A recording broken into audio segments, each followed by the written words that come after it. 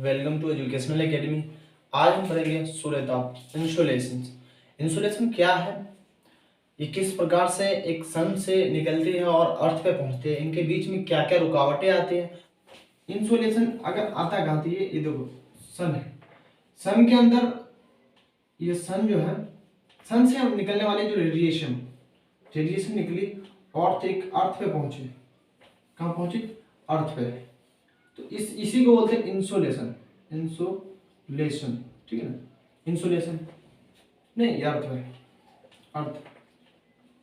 सन हमेशा देखो, सन से जो निकलने वाले रेडिएशन होती है, इंसोलेशन होती है, वो हमेशा शॉर्ट वेव लेंथ के रूप में होती है। क्या? शॉर्ट वेव लेंथ के रूप में होती है।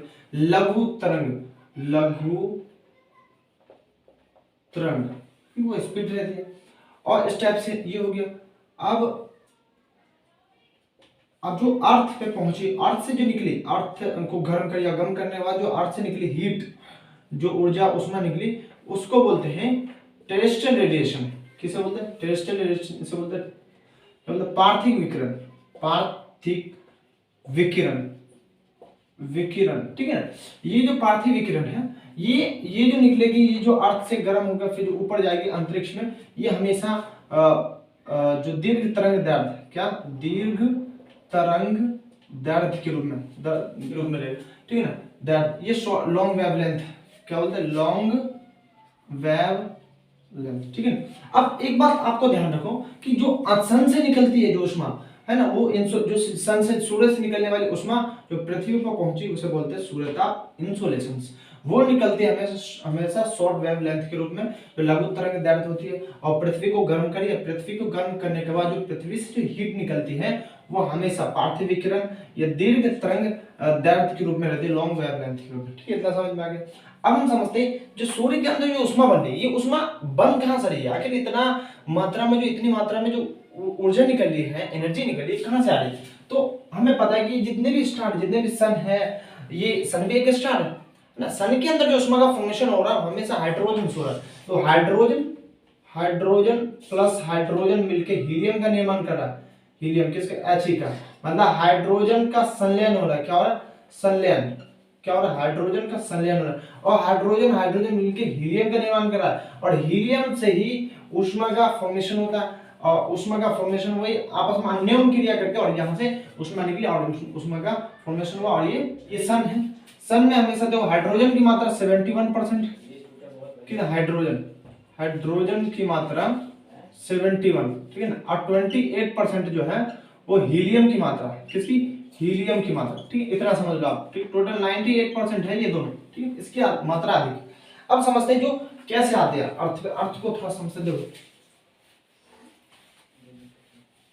सन हमेशा इंसुलेशन निकले सूर्य से निकली इंसुलेशन, ठीक है, ठीक। यहां से निकली इंसुलेशन, ठीक। ये निकला इंसुलेशन, क्या निकला? लघु तरंग दैर्ध्य, लघु तरंग दैर्ध्य, ठीक है। मतलब शॉर्ट वेव लेंथ,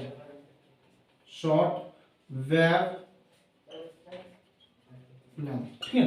तो सन के बारे में देखते हैं। जो सन के अंदर जो उष्मा निकलती है ना, जिसे सन के अंदर जो उष्मा निकलती है, सन के अंदर जो उष्मा निकलती है, वो उसका थोड़ा स्ट्रक्चर बनाते हैं। जैसे सूर्य, ये क्या है? कोर है, ठीक है। और ये क्या है इसका? Radiation zone. ये कौन सा? रेडिएशन जोन, रेडिएशन जोन, ठीक है। Radiation zone. अब ये क्या है?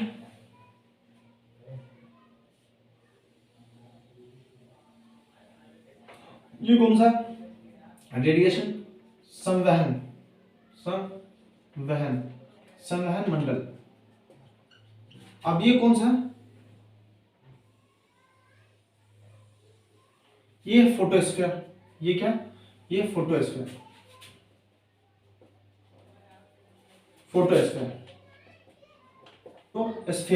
ठीक है। फोटोस्फीयर, ये क्या, फोटोस्फीयर। देखो कोर है, फिर रेडिएशन जोन, संवहन मंडल, कन्वेक्शन जोन और फोटोस्फीयर। तो इस टाइप से इनकी जो है सबसे आखिरी जो लेयर है, जो सन का सबसे आखिरी लेयर है फोटोस्फीयर। इसके बाद है क्रोमोस्फीयर। इसके बाद क्रोमोस्फीयर है जो सूर्य का एक लेयर नहीं है, वो बाहरी स्तर माना जाता है। जब ये क्रोमोस्फीयर क्या है, क्रोमोस्फीयर, ठीक है, स्फीयर, क्रोमोस्फीयर। एक और है बाहर में, एक और है, एक और बाहरी स्तर, इसको बोलते हैं कोरोना। क्या बोलते हैं, कोरोना, ये कोरोना, ठीक है। ये जो जो क्रोमोस्फीयर है ऑफ कोरोना, क्रोमोस्फीयर तो दिखता नहीं, लेकिन जो कोरोना दिखता है, ये जब सूर्य ग्रहण होता है, जब सूर्य ग्रहण रोशनी चमकीली टाइप में जो दिखती है, जब सन, जब इस टाइप ये सीधे में आ जाता है, जब सूर्य, चंद्रमा और पृथ्वी इस टाइप में, तो हमें दिखता है ये कोरोना लेयर, ठीक है ना। अब ये जैसे सन है, सन के अंदर ये चंद्रमा आ जाएगी, तो हमें यहाँ पृथ्वी, ये पृथ्वी, ये सूर्य, चंद्रमा। तो इस समय जब ये चंद्रमा सूर्य को ढक लेगी, तो हमें इसके साइड में जो चमकीली लेयर है वो एकदम चमकीली दिखता है, इसलिए बोलते हैं सूर्य ग्रहण के समय। क्या, सूर्य ग्रहण के समय हमें नहीं, इसलिए बोलते हैं कि जब सूर्य का ग्रहण होता है तो हमें नहीं आसमान में देखना चाहिए, क्योंकि वहां से रेडिएशन निकलता है, पूरा कोरोना, जो आंख के लिए खतरनाक होता है, ठीक है ना, आंख अंदर भी हो जाती है, इस टाइप से कहावत है, और ये है भी है। तो ये हमने समझ लिया। तो यहाँ से देखो, यहाँ पे देखो, ये सन है, यहाँ से हाइड्रोजन प्लस बन के हीलियम का निर्माण हो रहा है, और यहाँ पे खूब बहुत, मतलब यहाँ देखो, यहाँ पे क्यों, मतलब ज्यादा एनर्जी में उत्पन्न हो रही, क्योंकि यहाँ पे डेंसिटी ज्यादा, एटॉमिक डेंसिटी सब इसका ज्यादा होगा, तो ग्रेविटी भी ज्यादा, जब ग्रेविटी डेंसिटी ज्यादा, टेम्परेचर ज्यादा के बाद यहाँ पे ऑटोमेटिक यहाँ पे आग, मतलब उबल, ये जो है टेम्परेचर ज्यादा होती, एनर्जी उत्पन्न होगी। एनर्जी किससे बन रही, हाइड्रोजन प्लस हाइड्रोजन आपस में संलयन होकर हीलियम का निर्माण करे, हीलियम से यहाँ से भारी मात्रा में एनर्जी का फॉर्मेशन हो रहा, बहुत बड़ी मात्रा में एनर्जी का फॉर्मेशन हो रहा, और ये आग का लपके निकलती है, ठीक है, इस टाइप से आग के लपके निकलती है, और यहीं से जो शॉर्ट वेव के रूप में, लघु तरंग दैर्ध्य के रूप में हमें क्या निकलता है, रेडिएशन निकलते, जो अर्थ पे पहुंचती है, इस टाइप से अर्थ पे पहुंचती है। इसको हम थोड़ा छोटा करके बनाते तो ज्यादा बड़ा है। देखो ये क्या है, ये सन है, ठीक, सन, सूर्य, जानते हैं सन को, ठीक है, इस टाइप से सन बना हुआ।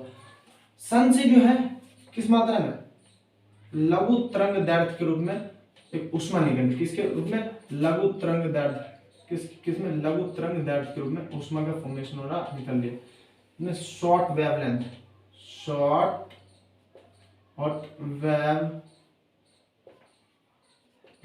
ठीक है, लघु तरंग दैर्ध्य,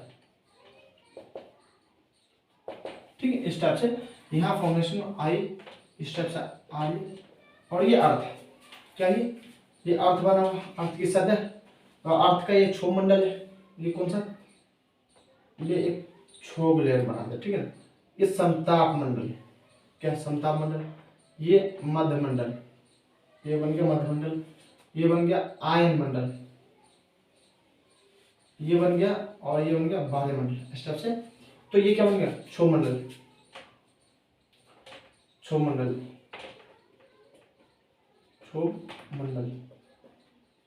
ठीक है, समताप मंडल,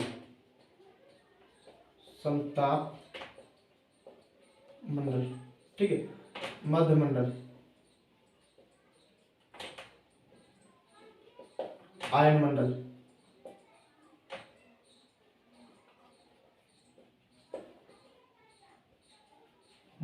और बाह्य मंडल,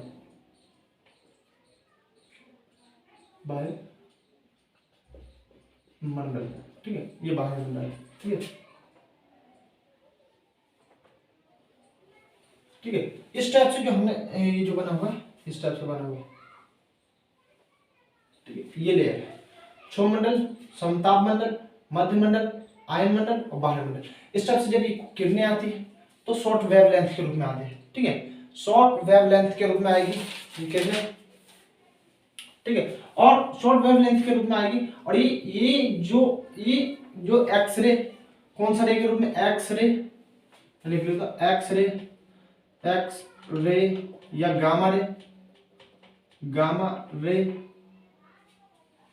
गामा रे है ना, पैराबैग्नी, पैराबैग्नी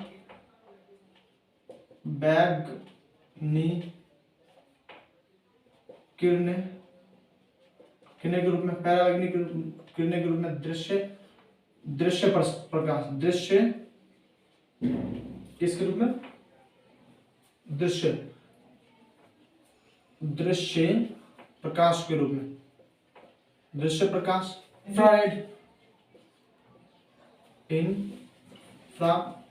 के रूप में, इंफ्रारेड के रूप में दृश्य प्रकाश, इंफ्रारेड, और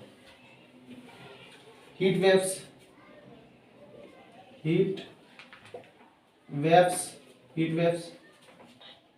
रेडिएशन और रेडियो तरंग, ठीक है। ये जो टोटल इसके 1 2 3 4 5 6 के रूप में, ये सूरज से शॉर्ट वेवलेंथ के रूप में, लघु तरंग दैर्ध्य के रूप में, ये 6 किरणें ये अर्थ से आगे टकराती है, ठीक है। अर्थ से आगे टकराई, अर्थ से आके जब टकराई तो इनमें से एक आया एक्सरे और गामा रे, ये एक्सरे ये आई, और ये एक्सरे आई और गामा रे आई, बाह्य मंडल से आयन मंडल में आई, आयन मंडल में इसका फोटॉन, यहाँ पे आयन जो ले आयन मंडल में आया, और यहाँ फोटॉन जो आयनीकरण हो जाता है इन सब ये रहेगा, आयन जो एक्सरे और गामा रे, और यहीं पे खत्म हो जाती है। देखो पहली दो आई, इनमें से देखो इतनी खतरनाक रे हुई, आपको पता है ना एक्सरे का प्रयोग क्या होता है, एक्सरे का प्रयोग हमेशा देखोगे बीमारियों में, कोई इलाज बात में, जो किसी का सकारात्मक चीज के लिए किया जाता है, जो इलाज बात हो गया, किसी हड्डियों, मांस के अंदर हड्डियों को जानने के लिए, हड्डी कहाँ से टूटी हुई है, कहाँ से जुड़ी हुई है ना, इसके बारे में अक्सर हम इसके बारे में पता करते हैं, लगाते हैं, जो एक्सरा वगैरह करते हैं। ये अगर बॉडी में ज्यादा एक्सरे करने से भी नुकसान होता है, अक्सर हम देखो डॉक्टर भी मना करते हैं, लेकिन हमें नुकसान के मामले में हमें ज्यादा फायदा होता है, इसलिए हम एक्सरे का प्रयोग करते हैं। हम क्या हड्डियों को देखिए टंगड़ी उंगली टूट जाता है तो एक्सरा वगैरह कराते हैं, तो वह इसी रे का प्रयोग किया जाता है। तो ये रे आती है सन से, सूर्य से आती है, और ये फोटॉन यहाँ पे देखो आयनोस्फीयर में आयनीकृत हो जाता है, मतलब फोटॉन से टकरा कर ये खत्म हो जाते हैं एक्सरे और गामा, ठीक है। ये रे का काम यहाँ हो गया। क्योंकि यहाँ पे कौन कौन पहुंचेगा आप देख लीजिएगा। अब पैरामैग्नेटिक किरणें आई, पैरामैग्नेटिक किरणें सेम इसी तरह शॉर्ट वेवलेंथ के रूप में आई, और यहाँ से आते सीधा आई मध्य मंडल, सीधा समताप मंडल। समताप मंडल में आपको सबको पता ओजोन लेयर पाई जाती है। क्या लेयर पाई जाती है? Ozone layer. क्या पाई जाती है? Ozone layer. अब ओजोन लेयर में यहाँ पे टकराई और यहाँ पे इसका ओजोनीकरण हो जाता है। क्या होता है? O3 अब ये ऑक्सीजन में कन्वर्ट हो जाएगी, यहाँ से क्षरण क्रिया होगी, क्षरण मतलब इसका प्यूरिफाई होगा और ये क्षण के फिर ऑक्सीजन में तब्दील होकर अर्थ पे पहुंचेगी। कौन सा? ये पैरामैग्नेटिक किरणें। इसलिए बोलते हैं कि पैरामैग्नेटिक ओजोन लेयर को हमें बचाना चाहिए, क्योंकि सूर्य से आने वाले जो पैरामैग्नेटिक किरणें को छानती है उसके बाद हम अर्थ पर उसको पहुंचाते हैं। तो यहाँ पे कहीं कहीं पे देखोगे ज्यादा ओजोनीकरण मतलब छेद ओजोन लेयर में छेद हो चुका है, तो वो ओजोन लेयर में छेद इसकी वजह से नहीं हुआ। ये मतलब जो आप देख रहे हो शॉर्ट वेवलेंथ के रूप में जो आ रही है पैरामैग्नेटिक, इसके रूप में नहीं हुआ।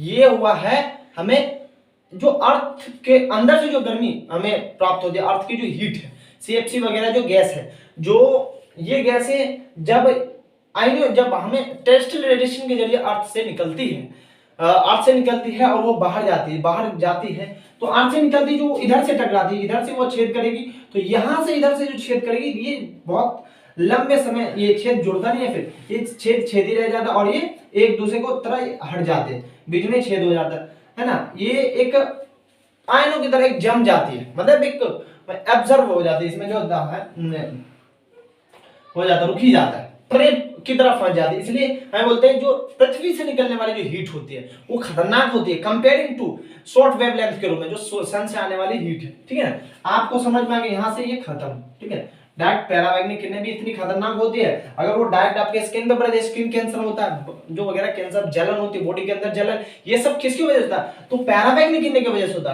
है ना। एक्सरे का आप जान लिए, पैराबैंगनी जान लिए। अब आते हैं दृश्य प्रकाश। दृश्य प्रकाश जो विजुअल लाइट बोलते हैं, दृश्य प्रकाश, ये थोड़ा जानने वाली बात है। ये यहां से जो मैं क्रम में लिखा रहा हूं, एक्सरे, गामा रे, पैराबैंगनी किरणें, दृश्य प्रकाश, इंफ्रारेड, हीट वेव्स और रेडिएशन, जो रेडियो तरंगे, इनमें से जो आपको दृश्य प्रकाश जो दिख रहा है, दृश्य प्रकाश ही एक ऐसा प्रकाश है जो हमें दिखता है, बाकी कोई सा भी रे, कोई सा भी प्रकाश नहीं दिखता। ये जो आप जो वेब जोड़ वगैरह देखते हो आकाश में, नीला, ग्रीन, रेड, ये सिर्फ दृश्य प्रकाश की वजह से ही आप देखते हो, तो वेब जोड़ जिसे बोलते हैं, ठीक है ना। हमें दृश्य नहीं, क्योंकि ये छोटे, इतने छोटे रे होते हमें नहीं दिखते, ये भी इतने छोटे हमें नहीं दिखते, और ये हमें दिखता है, उसके अलावा ये भी तीन नहीं दिखते, ठीक है ना। तो इसको हम देखते हैं, जैसे अब इसको कैसे देखते हैं, ये देखते हैं, देखो। तो वेब जोड़ आप नाम सुने होंगे, वेब जोड़ का VIB, वेब GYOR, वेब जोड़ है ना, VIBGY। वाई से वायलेट, आई से इंडिगो, बी से ब्लू, जी से ग्रीन, वाई से येलो, ओ से ऑरेंज, आर से रेड। इसमें देखो, इसमें कौन कौन से क्या मतलब होता है। वेब जोड़ जो हम जो स्काई में, जो आसमान में जो रंग बिरंगी जो कलर देखते हैं, ये दृश्य प्रकाश, ये इसी की वजह, ये वेब जोड़ ही है। क्या है? वेब जोड़ है। क्योंकि जो वायलेट कलर देखो, इसमें से आप देखो रेड कलर, रेड कलर बहुत, ये रेड कलर हमें अक्सर खतरे के निशान के लिए लगाया जाता है। रेड कलर जो दूर दूर तक रेलवे पटरी के साइड में देखोगे आप, सिग्नल वगैरह के, ट्रैफिक वगैरह में रेड कलर, क्योंकि ये ज्यादा दूरी तक हमें नजर आते हैं, ठीक है। इसी तरह ग्रीन कलर, ग्रीन कलर जो है हमें अक्सर हॉस्पिटल वगैरह में आप देखोगे, हॉस्पिटल में नजर आते हैं। हॉस्पिटल में आप बेड पे चादर वगैरह, हॉस्पिटल ग्रीन कलर से ही जो एक पॉजिटिव फील लाती है, ठीक है ना, ग्रीन कलर। अब ब्लू कलर, ब्लू कलर आप देखोगे ज्यादा जो आकाश में एक रिंग होता है, किसका? ब्लू कलर, जो नीला कलर का, स्कैटरिंग ज्यादा होता है। इसमें 3 शब्द 4 शब्द आपको बता रहा हूं, उसको ध्यान रखिए। स्कैटरिंग, स्कैटरिंग क्या होता है? स्कैटरिंग, स्कैटरिंग इसको बोलते हैं प्रकीर्णन, प्रकीर्णन, ठीक है ना।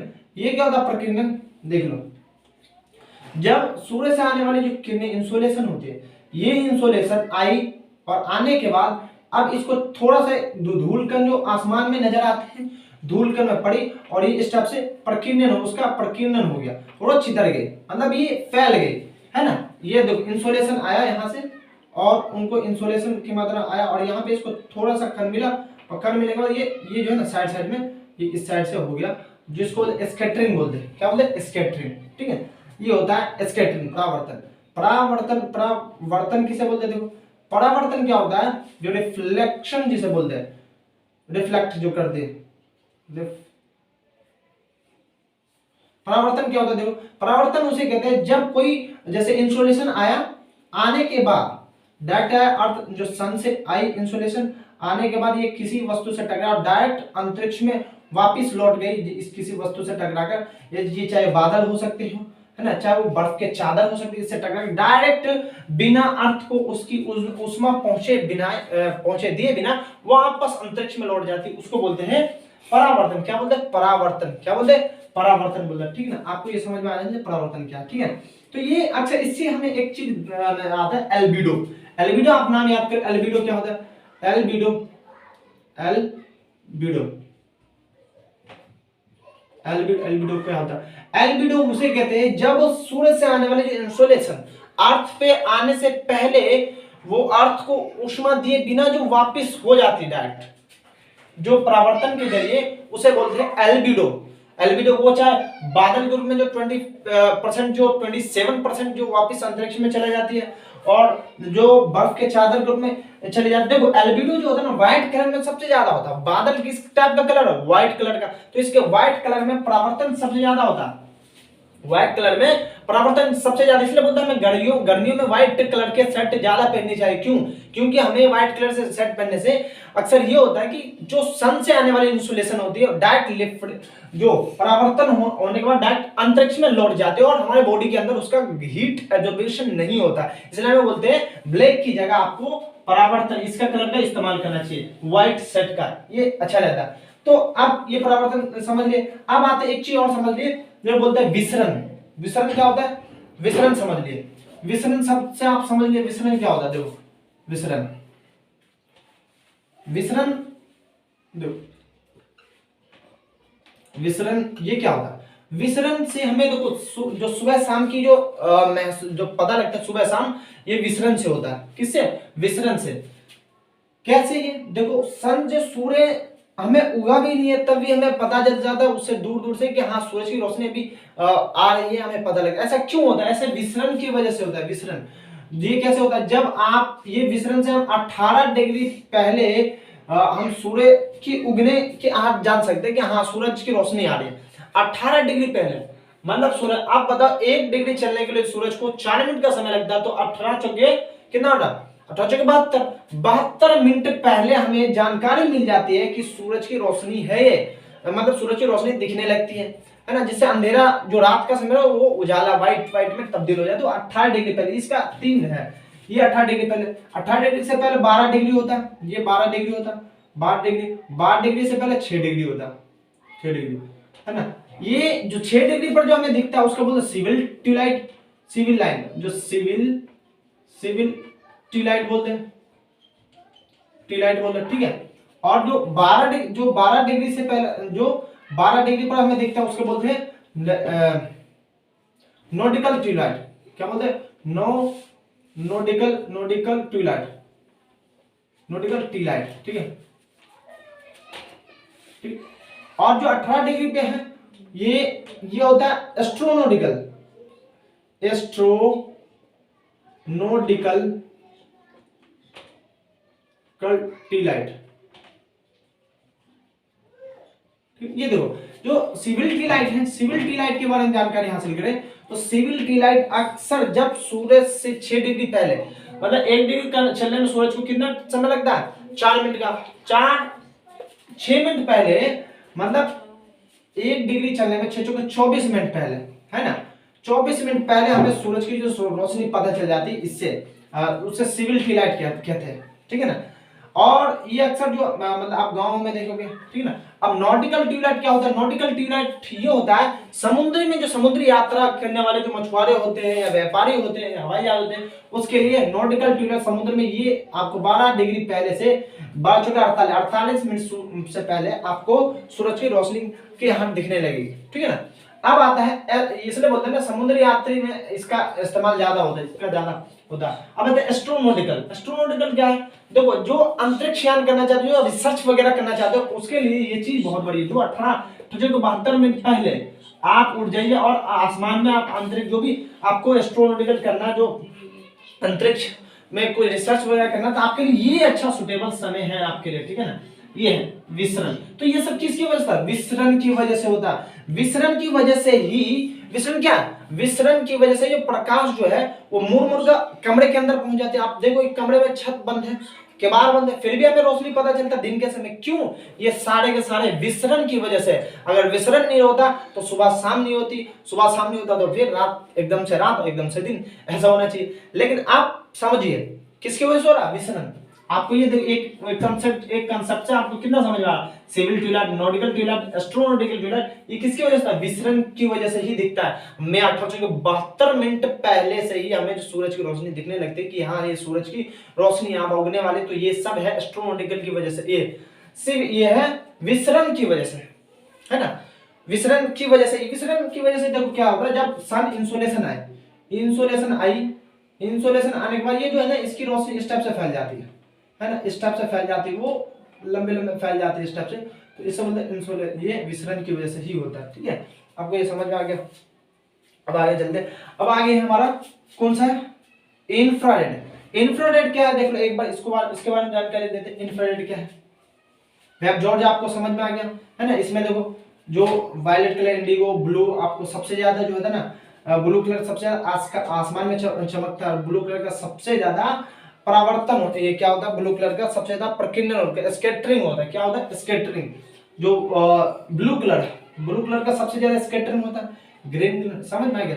और रेड कलर जो हमें सबसे ज्यादा इसका जो रिफ्लेक्शन होता है, व्हाइट कलर का सबसे ज्यादा रिफ्लेक्ट करती है, जो व्हाइट कलर होती है। और रेड कलर सबसे ज्यादा दूर दूर तक हमें दिखाई देने वाला कलर है, ठीक है ना। क्या है, दूर दूर तक दिखाई देने वाला कलर है व्हाइट कलर, ठीक है। रेड कलर, ठीक है। इसके बारे में जानकारी हासिल करें। अब आते हैं इंफ्रारेड। इंफ्रारेड क्या है? इंफ्रारेड के बारे में थोड़ा समझो तो यही पर मैं थोड़ा मिटा के लिख देता हूं। इंफ्रारेड क्या है? इंफ्रारेड है क्या? इंफ्रारेड, इंफ्रारेड देखो, इंफ्रारेड होता क्या, अक्सर जो रेडियो रेडियो रेडियो जो वगैरह जो बनाते हैं उसमें जो इंफ्रारेड का प्रयोग करते हैं। जो रिमोट रेडियो या रिमोट वगैरह, किसकी वजह, रिमोट रिमोट रिमोट वगैरह जो बनाते हैं, और उसमें जो विकिरण जो उसमें जो रे का प्रयोग किया जाता है वो इंफ्रारेड, जो अक्सर हमें देखते हैं कि एक पतली सी सीधा करके और अंतरिक्ष में हम देख सकते हैं, किसकी वजह से?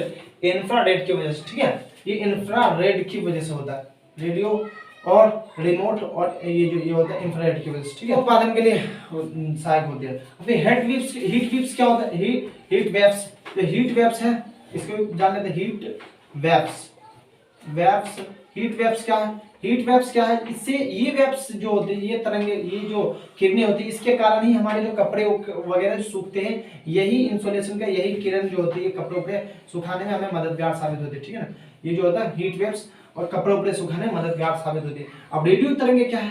रेडियो तरंगे भी हमें विजिबल नहीं है, ये हमें दिखते नहीं है, ठीक है, ये भी हमें दिखते नहीं है। जो रेडियो वगैरह तरंगे में इस्तेमाल किए जाते हैं वो रेडियो तरंगे।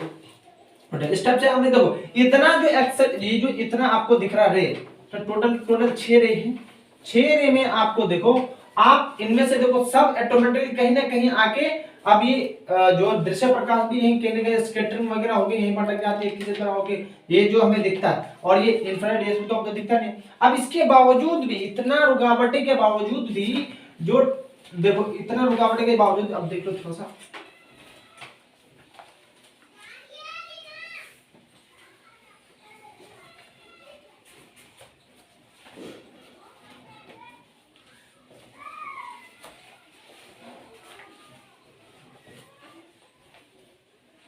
इतना रुकावटें के बावजूद भी जो सन से निकलने वाली इंसोलेशन होती है, सूर्य से निकलने वाली जो इंसोलेशन है, चाहे वो शॉर्ट वेव के लेंथ के रूप में है, फिर 1000 किलोमीटर पार करने के बाद, कितना, 1000 किलोमीटर पार करने के बाद जब वो अर्थ पे आती है, किसी भी wave, x ray, gamma ray, short wavelength के रूप में जो आई, शॉर्ट वेव जो भी है, और उसके बाद जो आया और यहाँ पे बादल से टकराया, इन्होंने किससे? बादल वगैरह, बादल से टकराया, किससे? बादल से टकराया, 27% वो अंतरिक्ष में लौट गया डायरेक्ट, ठीक है ना।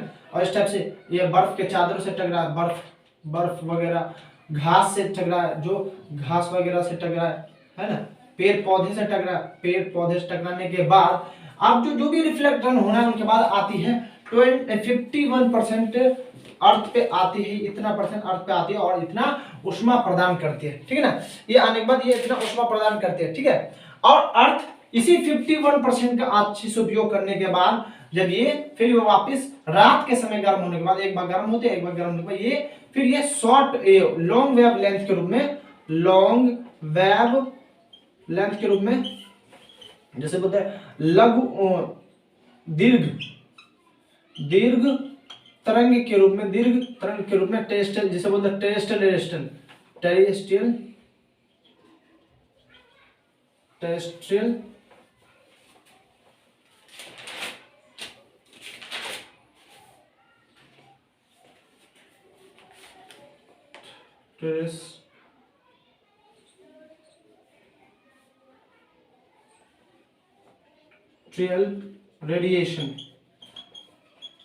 रेडिएशन के रूप में ये आते हैं और वो वापस ये अंतरिक्ष में चले जाते हैं। तो अब देखो हमें क्या पता चला, देखो सन से, अब इससे भी आप थोड़ा सा समझदारी हासिल कर सकते हैं, सीख सकते हैं। देखो सन से जो इंसोलेशन निकले और उनके बीच में जो शॉर्ट वेव लेंथ के रूप में निकले और उनके बीच में कितनी रुकावटें आई, एक्सरे कहाँ रुक गई, गामा रे कहाँ रुक गई, इंफ्रारेड कहाँ रुक गई, पैरावैग्निक किरणें कहाँ रुक गई, और उसके बावजूद भी जब आती है 100% के साथ आती है, पूरा अपना एनर्जी 100% लेके आती है, लेकिन उसके बावजूद भी उनको जो उनके रास्ते में जो कितने जो बने थे दोस्त शुरुआत में, वो बीच में साथ छोड़ देते हैं और आम जो साथ लगे भी रहते उसको जो चाहे बर्फ से टकरा कर वापस में चले जाते वो बर्फ की चादरों से, बादलों से, घास फूस वगैरह जो पेड़ पौधे से वापस अंतरिक्ष में चले जाते। उसके बाद जो 50 उसके बावजूद भी 51% इंसुलेशन अर्थ भरपूर मात्रा में प्रयोग करती है और हासिल करती है। उसके बाद ये इसी से ही अपना मतलब पूरा एनर्जी का फॉर्मेशन वगैरह जितना इसी से ही होता है।